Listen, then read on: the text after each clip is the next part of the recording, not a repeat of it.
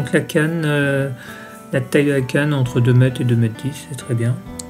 La puissance 10-30 grammes, donc ça passe partout. Hein. Après 10-40, c'est très bien aussi. Hein. Ça permet de balancer un peu toutes sortes de leurres. Le moulinet, donc le moulinet type plutôt 3000 ou 4000. 3 roulements à billes minimum. Donc la capacité minimum 150 mètres de 20 centièmes. Je ne vais pas vous donner de marque particulière, hein, après tous les budgets, hein, mais la tresse, très important pour la pêche au leurre. La tresse, en fin de compte, on ressent le fond, on ressent la moindre touche, et puis le ferrage, il est vraiment très efficace avec de la tresse, parce que le nylon est beaucoup trop élastique. Diamètre 20 centièmes, c'est suffisamment fin pour lancer loin. Toujours la bobine bien remplie. Assez au fluoro, c'est beaucoup plus discret. Moi j'utilise un avançon de 50 à 70 cm, diamètre de 70 centièmes minimum.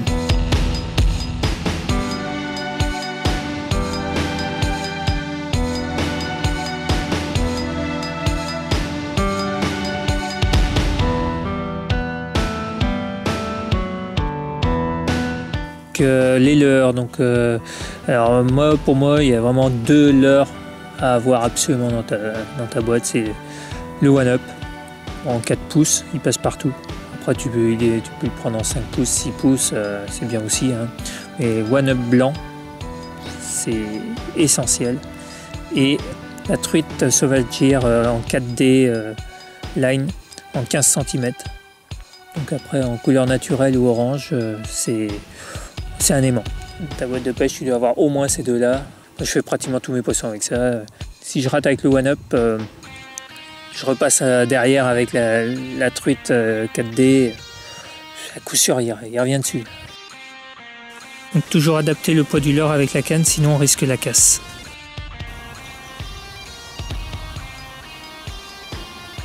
Alors moi, un conseil, tu débutes, les bordures. Les bordures, va pas chercher ailleurs. Déjà, pratiquement la plupart des brochets se trouvent vraiment sur les bordures, surtout dans des grands lacs ou même en rivière. Bon, en rivière, c'est un peu différent, mais sur des canaux, c'est les bordures. Et vraiment, les lacs, c'est pas hésiter, bordure, tout le temps. C'est là où tu feras le plus de poissons.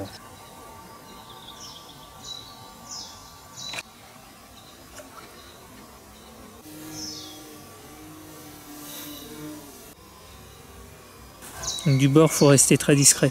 Ne pas hésiter à rester en retrait.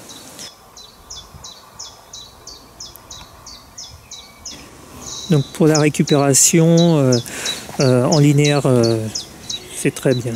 Pas besoin de mettre de tirer, juste à remonter normalement. Puis le brochet il attaque. Les tirets sont vraiment pas utiles du tout, surtout avec ces leurres là. Pas besoin de fantaisie. Tu remontes tout simplement, puis quand tu es en action de pêche, dès que le leurre est dans l'eau, il faut toujours être prêt à ferrer. L'attaque peut avoir lieu à tout moment, à la tombée du leurre, à la sortie du leurre. Donc ça se manifeste souvent par un arrêt brutal, ça se manifeste aussi par un arrêt léger ou un déplacement du fil sur le côté. Ça peut être aussi des fois le fil qui se détend quand il vient par derrière et qui coffre le leurre.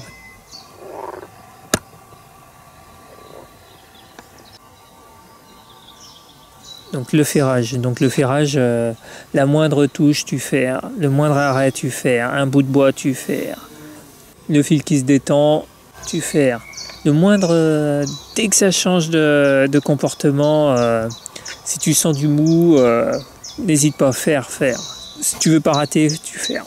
Le ferrage c'est primordial surtout leur souple. Hein.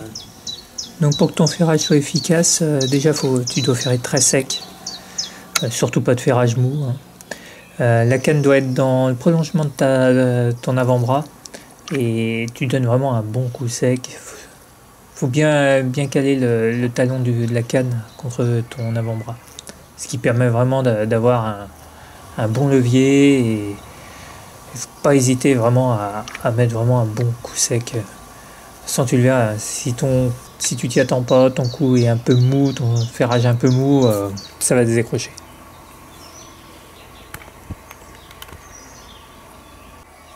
Donc le combat, toujours avoir le frein bien réglé, ne jamais lui laisser de mou, autrement il risque de se décrocher. Donc rester toujours en contact avec le poisson. Pas trop le brider, sauf si tu as des bois morts où là t'as pas trop le choix, mais bon, autrement tu peux risquer le décrochage. Hein. Et surtout, savoure ce moment.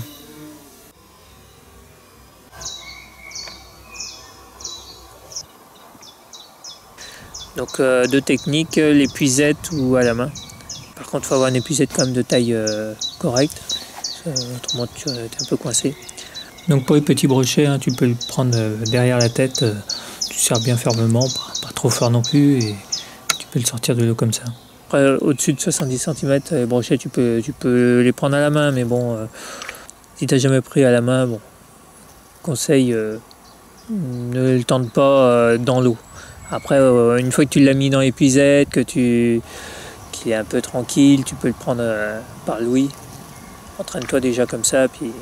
Donc il faut bien glisser sa main au niveau de l'ouïe sans toucher les branchies. Sans tu le verras, si tu touches les branchies, tu auras vite fait une escalope. Alors n'utilise jamais le fish grip. Ça c'est vraiment c'est à bannir. Hein. Ça devrait même pas être vendu ce truc-là. Toujours avoir une pince à portée de main suffisamment longue pour pouvoir enlever le leurre s'il est bien coffré.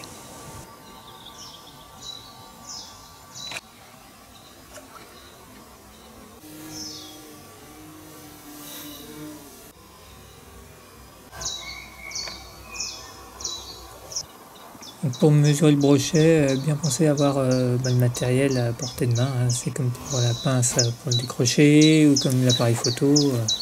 C'est vraiment à portée de main, que tu perdes le moins de temps possible.